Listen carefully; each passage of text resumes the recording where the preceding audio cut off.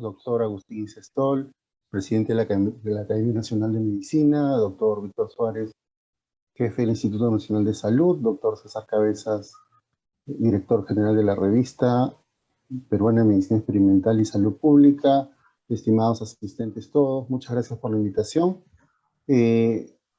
Vamos a compartir algunos hallazgos de los estudios y el panorama que tenemos sobre justamente este contexto de respuesta social hacia la inseguridad alimentaria, con dos medidas que se han determinado, que se han puesto de relieve. Hay algunas más, sin embargo, estas cobran importancia justamente por el escenario que se vivió al inicio de la pandemia, ¿no? ¿Me confirman si el audio y si están viendo la presentación, por favor?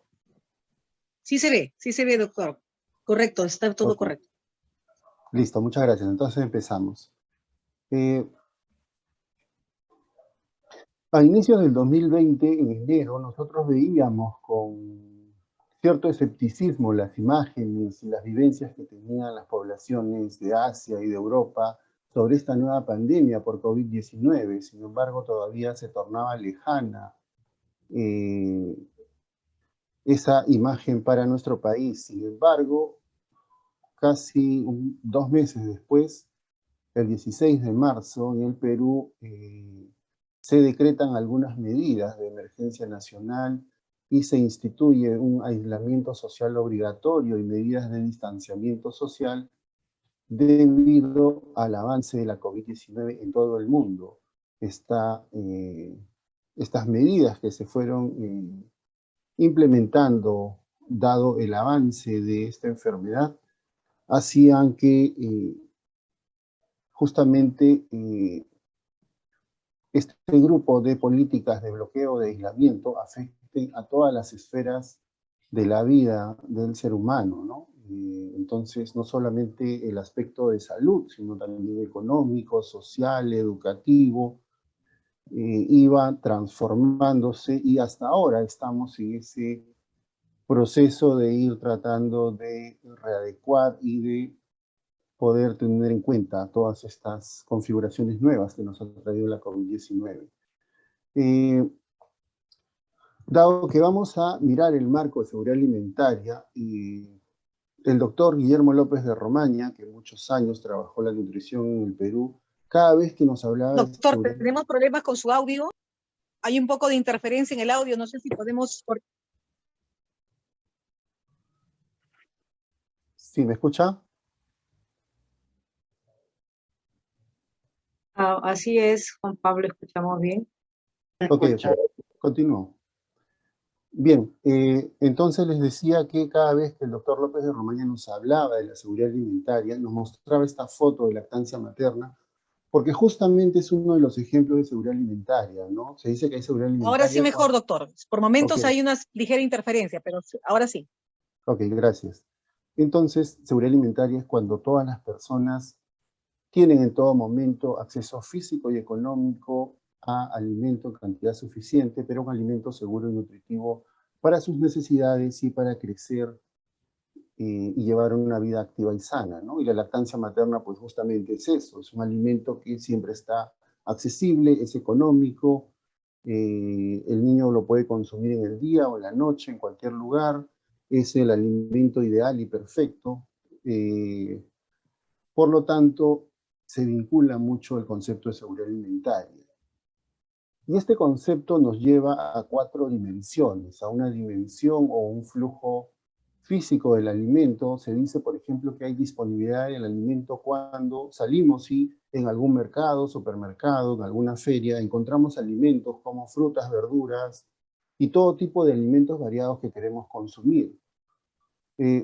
Una segunda dimensión tiene que ver con la accesibilidad. Esos alimentos que los veo disponibles en todos los lugares, yo debo ser capaz de poder adquirirlos, sea a través de la producción o a través de la compra. Una vez que se adquieren los alimentos, tienen que saber utilizarse. Por ejemplo, si compramos una papa la podemos preparar de diversas formas. Y no todas las formas van a ser nutritivas, porque si de repente la frío, le pongo sal, ya ese alimento va cargándose de nutrientes que no son tan saludables, ¿no?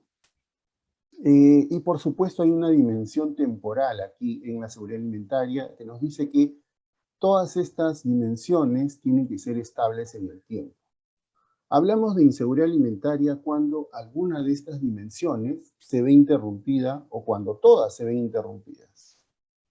Entonces la condición de inseguridad alimentaria es cuando alguna de estas dimensiones sobre el flujo del alimento, yo de repente puedo comprar y tengo disponible el alimento, pero no lo sé utilizar. O por el contrario, tengo dinero, pero no lo puedo comprar porque no existe, no está disponible.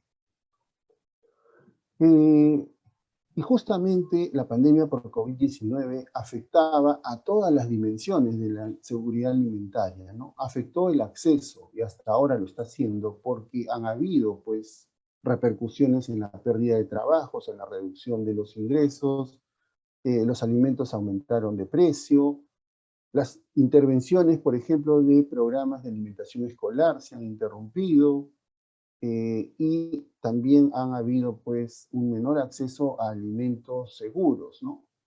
Por el lado de la disponibilidad, ha habido una interrupción de la cadena de suministros, hay una menor oferta de mano de obra, algunas plantas de producción de alimentos se cerraron por el alto riesgo, se cerraron los restaurantes y muchos establecimientos que vendían alimentos, y los productores también han cambiado de tipos de cultivos para poder trabajar cultivos con menor riesgo. La estabilidad, que es una dimensión importante, se ha visto también afectada por todos estos cambios. Los precios de los alimentos, sobre todo los que importamos, dado que se restringían la movilización de productos y de personas, empezaron a escasear y empezaron a crecer en precio, ¿no? Y por el lado de la utilización, fíjense, dado que habían cada vez menos alimentos, sobre todo frutas y verduras, hemos empezado a escoger los alimentos más baratos por un lado y también las dietas menos saludables, ¿no? Nos dirigíamos a consumir o a comprar alimentos que sean, que duraran más tiempo en conserva o alimentos que sean procesados, ¿no? Y en general ha habido una afectación sobre la seguridad alimentaria. Por eso es que las iniciales medidas no solamente consistían en darle dinero a las personas, porque en los mercados no habían alimentos con la disponibilidad o con la oferta que acostumbrábamos. Por lo tanto, el hecho de trabajar sobre distribuir alimentos directamente trataba de reducir también esa brecha, ¿no? Entonces, muchas de las medidas para la pandemia contra COVID-19 eran políticas de bloqueo, de aislamiento, de distanciamiento social, y esto tiene efectos sobre la cadena de suministro, ocasionó recesión económica, acentuó las inequidades. Estos cambios han tenido efectos diversos sobre los precios de los alimentos, sobre la producción. Muchos productores vieron que algunos alimentos crecían más en precio y se concentraban en esos alimentos, y por supuesto alteró el ambiente alimentario. Todo esto hace que se incremente la pobreza y la inseguridad alimentaria. CEPAL dice que el costo económico de la COVID es altísimo y existen costos que son directos, sobre todo los relacionados a los sistemas de salud. Pero además, las medidas para poder protegernos, las medidas basadas en bloqueo, en aislamiento, han afectado la oferta y demanda de servicios en general, ocasionando mayor desempleo y la suspensión de la actividad productiva interna, con más efecto, con más impacto en algunos sectores, ¿no? Educación, comercio, turismo y transporte, incluyendo toda la industria culinaria, la manufactura y recursos naturales. Y justamente es toda esta configuración que va manifestando los efectos de corto plazo que podemos ver ahora, y estamos a la espera de los efectos de mediano y largo plazo, como mencionaba más temprano, ¿no? Cuánto de ese efecto recién se va a ver, se va a poder conocer, es lo que se está esperando, y se debería ir trabajando políticas para poder atenuar ese efecto de mediano y largo plazo, ¿no? Además, se ha seleccionado, ya se han señalado cuáles serían las poblaciones más afectadas. Y por otro lado, cuáles son los sectores o ámbitos en los que incide con más fuerza la pandemia. La salud es una de ellas, la nutrición, la educación, el ámbito de ingresos laborales, la violencia intrafamiliar y por supuesto todo este grupo de poblaciones que tienen vulnerabilidades físicas, sociales, económicas. En suma, entonces, el efecto de la COVID se ha estimado como una pérdida. Se habla de la década perdida, ¿no?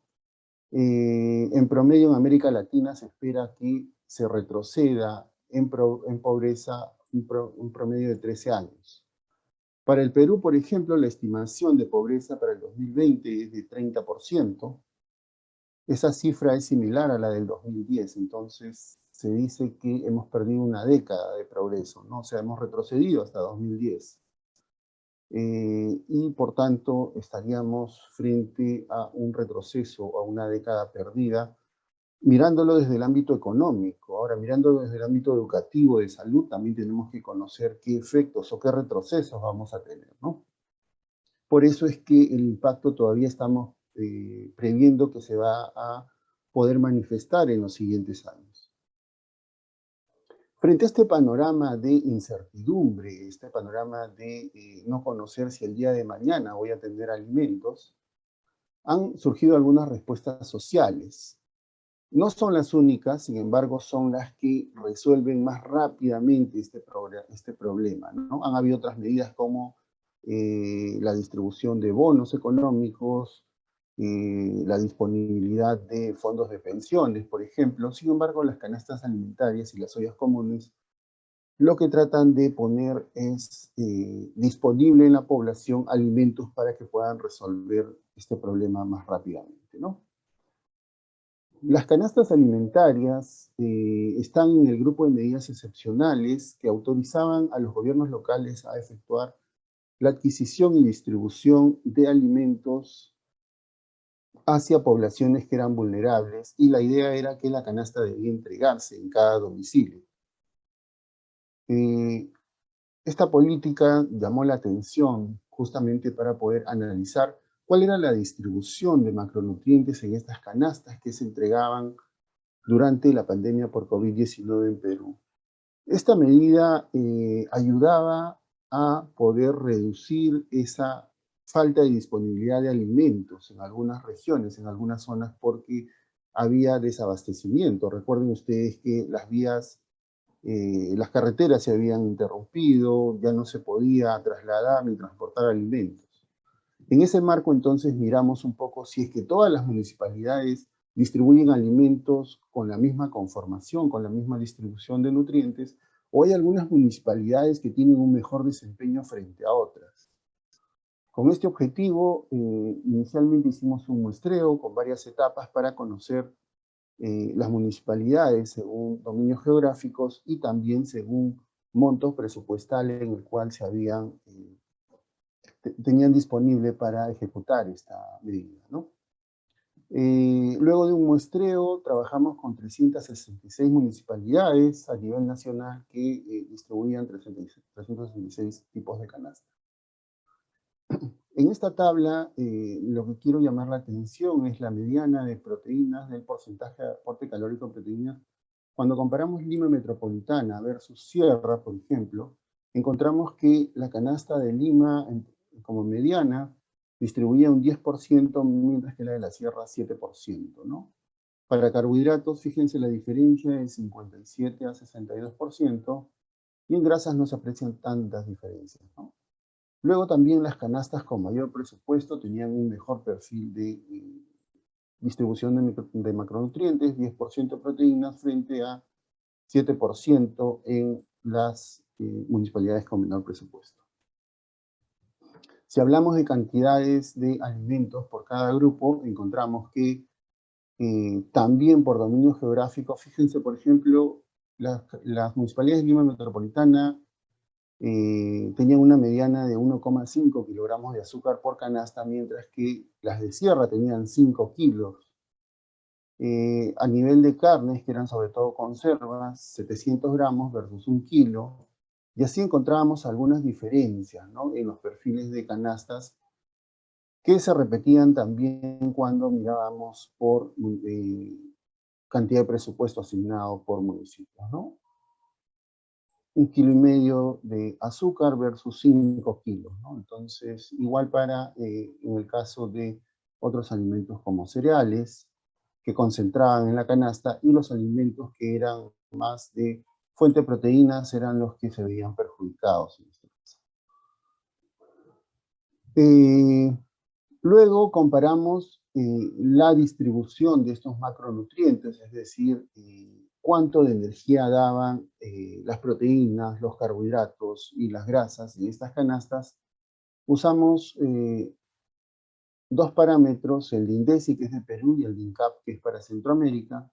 Mirando solo INDECI podemos decir que el déficit de proteínas, por ejemplo, en las municipalidades de Lima Metropolitana alcanzaban casi a un 30%, mientras que en las otras regiones llegaban a más del 80%, ¿no? Por presupuesto también se repite un poco este panorama, ¿no? 36% de canastas de las municipalidades con mayor presupuesto tenían déficit de proteínas, mientras que más del 80% o más era en otras municipalidades. Cuando miramos el exceso de carbohidratos, por ejemplo, vemos algunos panoramas diferenciados, sobre todo cuando trabajamos con el parámetro de INDECI, ¿no? 12% en Lima Metropolitana y más del 30% en otros lugares, ¿no? El exceso de grasas era más o menos similar, así que no había una distribución, ¿no? El panorama se repite también para las municipalidades con menor presupuesto. Esto quiere decir que tanto las municipalidades fuera de Lima como las que tenían menor presupuesto mostraban un panorama de canastas o un perfil de canastas con menor adecuación. Y esto al analizar los 3 macronutrientes encontrábamos que, por ejemplo, comparando con el parámetro de INDECI, más del 50% de municipalidades de Lima tenían adecuación, mientras que en las otras regiones, fíjense, no llegaban al 12% y en el total no llegaban al 10%, ¿no? Al mirar este panorama también, según el nivel de presupuesto de los municipios, encontrábamos que los municipios con menor presupuesto difícilmente superaban el 10%, mientras que en los municipios con un mayor presupuesto, un 64% de ellos tenían una adecuación en la distribución de estos macronutrientes, ¿no? En total, menos del 10% de todas las canastas distribuidas tenían una adecuación. Luego surge también otra respuesta social, que son las ollas comunes. Y la característica principal que tienen estas ollas comunes es que son espacios autoorganizados por la comunidad, que el problema individual que tiene su familia de no poder darles alimentación a través de un mecanismo solidario, buscan enfrentar este problema de manera comunitaria, ¿no? Entonces, se organizan y tratan de manera colectiva y solidaria de poder evitar el hambre. En un estudio de la Municipalidad de Lima en diciembre de 2020, nos muestra un poco cómo progresa el número de ollas comunes, fíjense, evidenciando la crisis alimentaria, ¿no? En julio existían 377 y para diciembre ya casi triplicaban este número, ¿no? Actualmente hay casi 3.000 ollas comunes solo en Lima, y el volumen de personas que atiende también se ha incrementado. Cuando miramos algunas características de estas ollas comunes, vemos que, por ejemplo, son iniciativas de autoorganización espontáneas. Por ejemplo, muchas de ellas no coordinan con otras organizaciones, y cuando se les pregunta si en su jurisdicción hay algún base de leche o comedor popular, la mayoría de ellas menciona, más del 50% menciona que no hay ninguna de estas organizaciones sociales de base, por tanto son ellas quienes buscan asumir ese rol. Otras características que tienen, por ejemplo, se surten de agua a través de camiones cisterna, en su mayoría, o a través de pilones públicos o comunitarios, ¿no? Muy pocos tienen conexión a red pública. El tipo de combustible que se usa es, en primer término, leña, y algunas de ellas usan tanto gas como leña. es decir, maderas para poder preparar los alimentos, ¿no? Al preguntársele si cuenta con los equipos e insumos necesarios, también la mayoría menciona que no. Y estos equipos e insumos tienen que ver también con la higiene, ¿no? Si es que hay un punto de agua, por ejemplo, dentro del comedor para lavar los alimentos, si existen suficientes utensilios para alimentos crudos, cocidos, si existen vajillas, utensilios, porque muchas veces se pueden quemar o pueden ocasionar accidentes por usar equipos que no son los adecuados, ¿no? Y los espacios también es importante, ¿no? La mayoría, fíjense, opera en un local comunal o en una vivienda y una buena proporción al aire libre. Otros datos que tenemos de las características de las ollas comunes es que el 48% atiende 5 días a la semana, quiere decir que los sábados y domingos casi la mitad no atiende. El 64% de ellas prepara solo una comida al día, que es el almuerzo. Otra proporción prepara almuerzo y una cena. Y en la mayoría de casos el costo del plato de comida es de un sol, ¿no? Además de eso, estas ollas comunes atienden lo que se conoce como casos sociales, personas que no tienen dinero para poder solventar este costo y que para poder recibir un plato de comida hacen labores adicionales como buscar leña, lavar las ollas, apoyar en la recolección de donación de alimentos en los mercados, etcétera, etcétera, ¿no?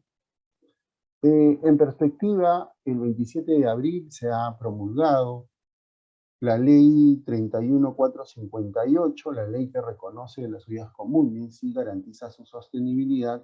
Por lo tanto, se está a la espera del reglamento que pueda especificar algunos aspectos de esta ley. Sin embargo, dos aspectos interesantes es que, en primer lugar, define lo que son ollas comunes. Luego el artículo 8 habla de la orientación sobre las condiciones sanitarias en las cuales deben operar estas ollas comunes, y el artículo 9 habla de la orientación sobre los aspectos nutricionales que deben tener estas ollas comunes y que las madres lo reconocen. Ellas mencionan que en muchos casos la olla solamente les sirve para engañar al estómago, nos dicen, o solo para paliar el hambre, pero que no necesariamente lo que ellas preparan es un alimento nutritivo adecuado para la persona que lo está consumiendo, ¿no? Entonces estamos a la espera de ese reglamento para poder ver cómo las instituciones van a poder ir aportando con estas orientaciones y que estos espacios o estas organizaciones sociales de base puedan cumplir con su labor de la manera más adecuada. Bien, entonces, el estudio en extenso de las canastas los invito a revisarlo en la revista del instituto. Muchas gracias.